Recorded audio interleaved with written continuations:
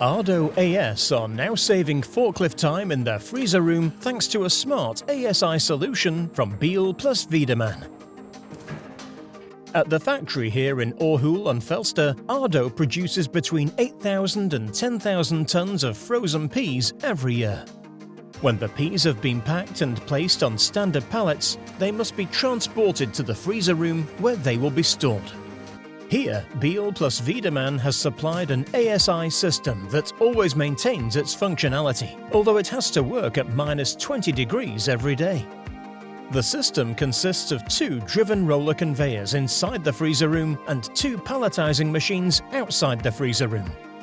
The Kimbramatic transport system comprises 30 Lenser smart motors and 30 motor modules for Lenser smart motors type BWU3115 from Bihl+Wiedemann. There are 2 inputs for sensors for each motor module. There are also additional inductive sensors distributed on 6 input modules. The system is controlled by a Bihl+Wiedemann ASI master type BWU3847, which is placed in a control cabinet outside the freezer room. Data is transmitted from the ASI master to the PLC via a Profinet connection.